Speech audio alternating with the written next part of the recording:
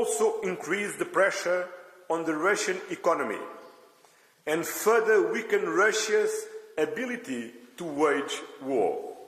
We are preparing the 15th sanctions package against Putin's regime.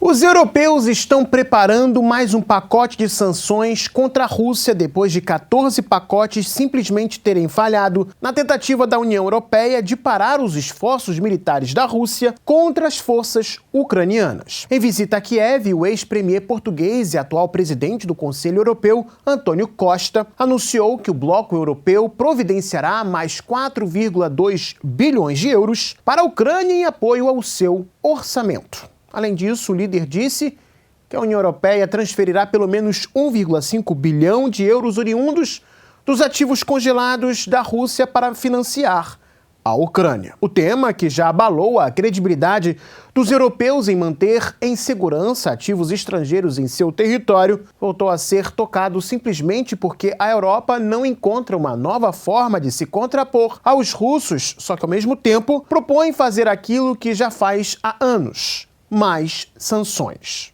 Por outro lado, Zelensky voltou a fazer declarações pessimistas, mas dando uma maquiada tanto para o público de seu país quanto perante os aliados ocidentais. O líder ucraniano disse que a Ucrânia poderia entregar para a Rússia territórios que se encontram sob o controle de suas tropas. Contudo, ele enfatizou que isso seria temporário e que o acordo deveria incluir a entrada da Ucrânia na OTAN. O fato de Zelensky ter permitido pela primeira vez desde o início do conflito a possibilidade de perder territórios, mesmo que temporariamente, parece uma mudança radical na posição de Kiev e uma rejeição da meta irrealista de alcançar as fronteiras de 1991. No entanto, a condição de admissão urgente na OTAN, mesmo antes do fim das hostilidades, não parece mais realista. Em primeiro lugar, devido à rejeição categórica de Moscou à própria ideia de adesão da Ucrânia à OTAN, seja no todo ou em partes. Aliás, isso seria o principal motivo do Kremlin ter enviado suas tropas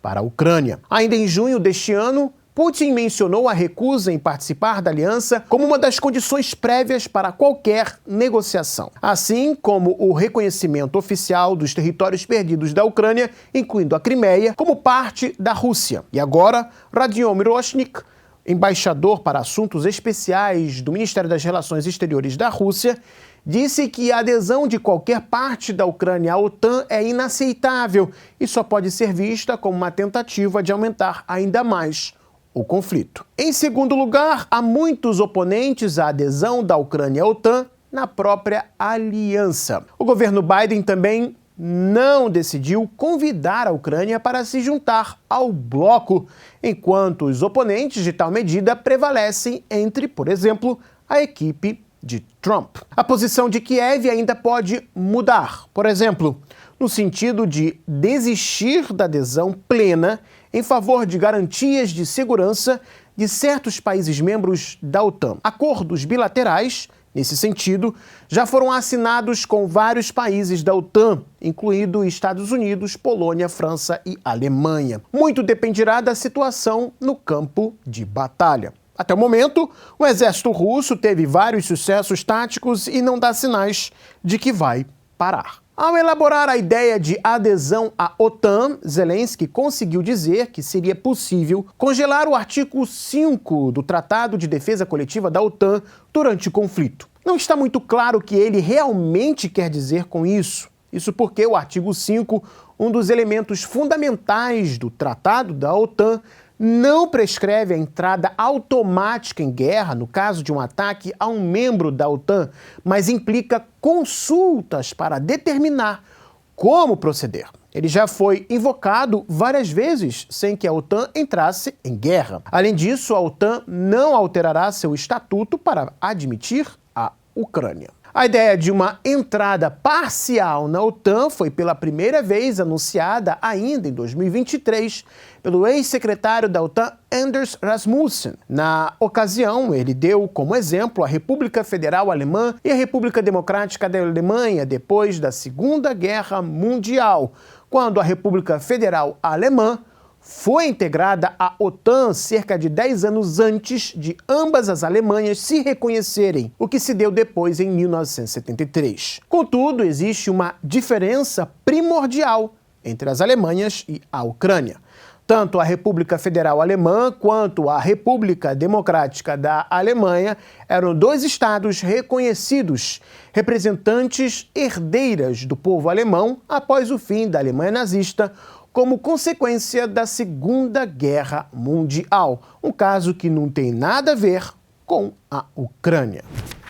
Enquanto os europeus prometem mais bilhões de euros para a Ucrânia, outros problemas ganham destaque, principalmente no meio das forças armadas do país em conflito. Só de casos confirmados que foram parar na mesa da Procuradoria da Ucrânia, foram pelo menos 60 mil casos de deserção entre soldados que abandonaram suas posições em 2024. Anteriormente, deputados da Suprema Rada do país haviam dito que eram no mínimo 100 mil casos. De qualquer forma, os 60 mil oficialmente declarados são quase 2 vezes mais do que 2023.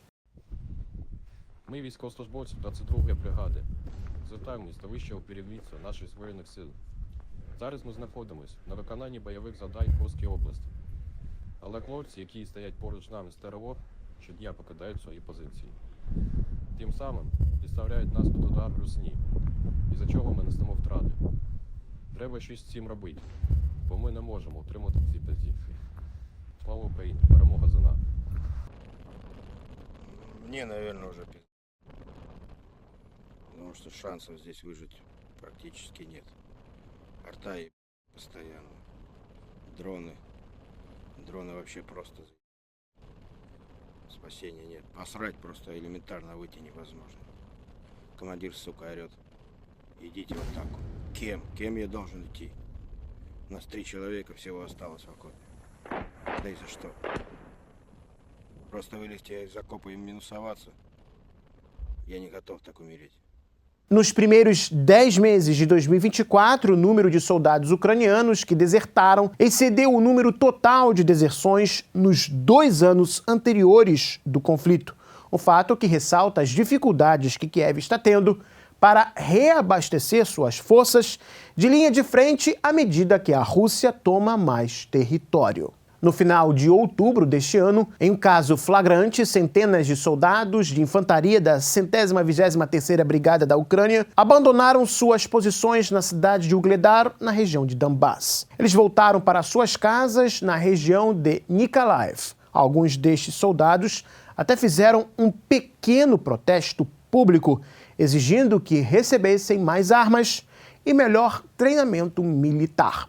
Entre janeiro e outubro de 2024, os promotores ucranianos abriram 60 mil processos criminais contra soldados que abandonaram posições, quase o dobro do número de processos criminais de 2022 e 2023 juntos. Os acusados podem pegar até 12 anos de prisão. Desde então, as autoridades locais afirmam que alguns desertores da 123ª Brigada retornaram ao fronte, outros se esconderam e vários estão em prisão preventiva. Os homens em idade de alistamento são proibidos de deixar a Ucrânia. Entretanto, alguns, quando enviados para campos de treinamento no exterior em países aliados, aproveitaram essa oportunidade e cometeram atos de deserção enquanto estavam no exterior. De acordo com um oficial de segurança polonês que falou sob condição de anonimato ao jornal Financial Times, em média, cerca de 12 pessoas em treinamento militar na Polônia fogem cada mês. O Ministério da Defesa polonês encaminhou as perguntas sobre os desertores às autoridades ucranianas. O aumento acentuado no número de desertores agrava ainda mais uma situação já difícil para Kiev. Desde o último verão no hemisfério norte, a Rússia tem tido uma vantagem em termos de pessoal, o que lhe permite ocupar novos territórios ainda mais rapidamente. Uma situação que está ocorrendo pela primeira vez desde 2022. Ao mesmo tempo, analistas dizem que a Ucrânia não tem conseguido fazer a rotação de soldados, substituindo-os por novas unidades da frente doméstica e descansando suas tropas cansadas de batalha. Tudo isso causou baixas em combate e desencorajou potenciais recrutas que poderiam ter sido convocados. De acordo com o oficial da 123ª Brigada, que ele compartilhou com o Financial Times, sua unidade não teve uma única rotação em 3 anos de conflito. A opinião do oficial é compartilhada por dezenas de soldados nas regiões de Nikolaev e Zaporozhye, que disseram ao Financial Times que estão sofrendo devastação e problemas de saúde mental e que suas forças estão no limite. De acordo com esses soldados, os cidadãos ucranianos não querem que seu país capitule, mas, ao mesmo tempo, muitos destes cidadãos não estão prontos para lutar. Apesar do fato de que as Forças Armadas ucranianas somam cerca de 1 milhão de pessoas, apenas cerca de 350 mil estão de fato na ativa. De acordo com o oficial do Estado-Maior ucraniano, a maioria dos desertores são combatentes exaustos, tanto soldados de infantaria quanto tropas de assalto. Os órgãos do poder executivo são praticamente incapazes de manter o controle de tantos desertores. Em 21 de novembro, o parlamento ucraniano votou pela flexibilização da lei para incentivar os soldados a retornarem às suas posições abandonadas. A medida permitiu que as acusações fossem retiradas contra infratores de primeira vez, que mais tarde retornaram às suas unidades. De acordo com Vadim Ivtchenko, e membro do Comitê de Defesa Parlamentar, cerca de 20% dos desertores retornam. Representantes de algumas brigadas disseram que receberam centenas de respostas após a criação de um chatbot que permitia que os desertores retornassem às suas unidades. À medida que as forças russas avançam rapidamente ao longo da linha de frente, analistas ocidentais alertam que a Ucrânia está perdendo território que talvez não consiga recuperar tão cedo. O Instituto para o Estudo da Guerra, com sede em Washington, um grupo de análises dos Estados Unidos, estimou que as forças russas tomarão 2.700 quilômetros quadrados em 2024, em comparação com 465 quilômetros quadrados no ano passado. Em algumas áreas, os avanços russos são facilitados pelo terreno plano e pela falta de fortificações ucranianas. Kiev planeja recrutar de 160 mil soldados a mais nos próximos 3 meses. No entanto, os oficiais de recrutamento militar ucranianos ganharam má reputação após os inúmeros vídeos de espancamento, suborno e mobilização ilegal da população masculina, que eu inclusive já mostrei aqui. Recentemente, o ministro da Defesa da Ucrânia, Rustem Umerov, disse que acabaria com as medidas coercitivas usadas durante o alistamento, incluindo a chamada bussificação, quando oficiais de recrutamento militar pegam homens em idade de alistamento nas ruas e os colocam à força em ônibus. Umerov prometeu mudar para o alistamento voluntário, permitindo que os homens escolham sua própria brigada e especialidade de combate. Em outras palavras, para que as pessoas tenham uma escolha. Mas isso parece mais promessa do que outra coisa, visto a falta de desejo da população de fazer parte das fileiras de suas forças armadas. O problema é perfeitamente entendido nos Estados Unidos. Agora, Washington quer que Kiev reduza a idade mínima obrigatória para envio ao fronte de 25 anos para 18 anos. Só que os europeus acreditam que enviar mais armas e dinheiro será o suficiente para atender às necessidades militares da Ucrânia, quando fica-se evidente que a solução está longe de ser só dinheiro e armas. E se você gostou deste vídeo, deixe o seu like, se inscreva no Gazeta do Mundo e também acione o sininho para não perder os nossos próximos encontros aqui no YouTube. E lembrando para vocês que eu também estou colocando material diariamente no Twitter. Você confere no link na descrição deste vídeo. Tchau, tchau, pessoal.